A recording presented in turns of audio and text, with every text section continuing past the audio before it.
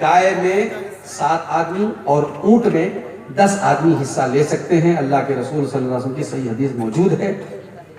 ایک آدمی بھی چاہے تو کر سکتا ہے. 7 آدمی تک کی تو گنجائش ہے. اگر 5 آدمی حصہ لینا چاہے ایک گائے میں 5 آدمی بھی لے سکتے ہیں بڑے جانور میں. 7 تو میکسیمم ہے. 7 سے 8 نہیں ہو سکتے, 7 سے 6 ہو سکتے ہیں, 7 سے 5 ہو سکتے ہیں. اکیلا ایک آدمی ایک یا 10 جانور چاہے تو قربانی کر سکتا ہے اپنی طاقت کے حساب سے.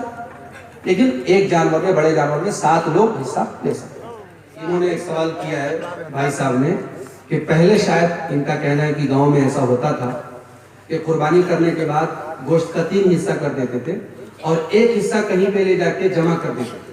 پھر اس میں سے یونٹ بائی یونٹ لوگوں کو گوشت بانٹا جاتا تھا. اگر ایسا ہوتا تھا تو اس میں کوئی حرج کی بات نہیں تھی. پہلی بات آپ یہ سمجھ لیجئے کہ قربانی کے گوشت کے بارے میں شریعت نے کوئی پابندی نہیں لگائی.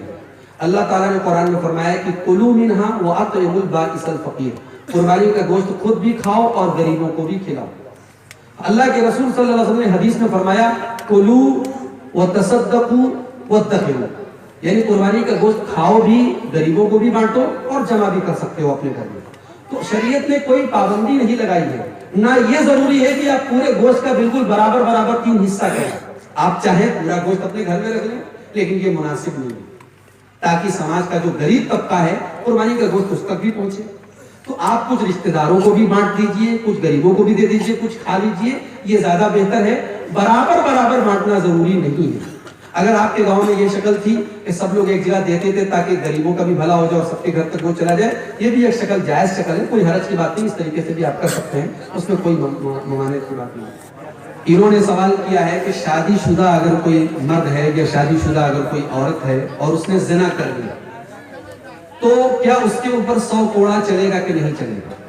تو پہلا مسئلہ تو یہ یاد رکھیں کہ 100 کوڑے کی جو سزا ہے وہ شادی شدہ کے لیے نہیں ہے, وہ کنوارے کے لیے. لڑکا اور لڑکی اگر آپس کی سہمتی سے زنا کر رہے ہیں, لڑکا اور لڑکی آپس کی سہمتی سے اگر زنا کر رہے ہیں اور دونوں کنوارے ہیں تو دونوں کو 100 کوڑے کی سزا دی جائے گی اور شہر سے نکال دیا جائے گا. یہ اسلامی قانون کی سزا ہے.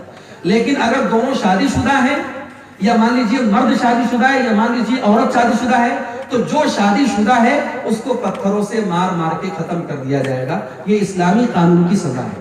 لیکن بھارت میں اسلامی قانون آپ نہیں اس کا پالن کرتے. یہاں اسلامی قانون نہیں چلتا ہے. یہاں اگر آپ اس طریقے کی سزا دیں گے تو مشکل کھڑی ہو سکتی ہے. تو ان حالات میں ہم کوئی اور سزا سماج کے اعتبار سے زنا کرنے والے کو دے سکتے ہیں. اور اگر مان لیجئے کہ کوئی لڑکا لڑکی زنا کر لیا ہے تو اگر ہو سکے, بات اگر سامنے نہیں آئی ہے تو اس پر پردہ ڈال کے دونوں کو اللہ تعالیٰ کے آگے سچی توبہ کرنے کی تلقین کی جائے اور معاملے کو دبا دیا جائے. تو یہ بھی ایک شکل ہے. کسی کی عزت کو نہ اچھالا جائے, یہ بھی ایک شکل ہے.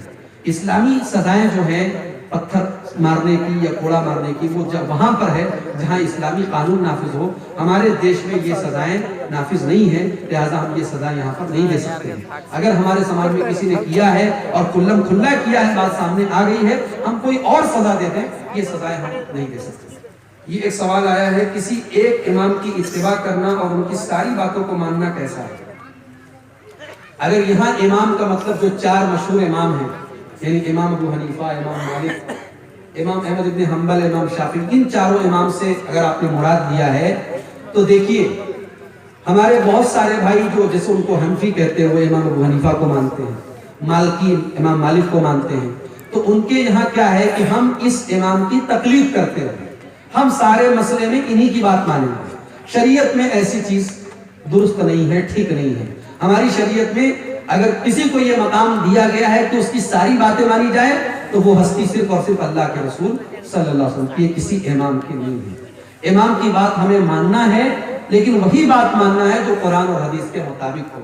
کسی مسئلے میں اگر امام صاحب کی بات حدیث سے ہٹ کے ہے تو ہم حدیث کو مانیں گے, امام صاحب کی عزت کریں گے, امام صاحب کا احترام کریں گے, لیکن ان کی وہ بات نہیں مانیں گے. انہوں نے ایک سوال یہ پوچھا ہے کہ اگر کسی کے 4 بیٹے ہیں, بڑے بیٹے کا عقیقہ نہیں کیا ہے اور چھوٹے بیٹے کا عقیقہ کرنا چاہتا ہے تو کر سکتا ہے کیا؟ بالکل کر سکتا ہے. چھوٹا لڑکا اگر مان لیجیے پیدا ہوا ہے, 7ویں دن اس کا عقیقہ اللہ کے رسول کی سنت ہے, 7ویں دن کر دیجیے.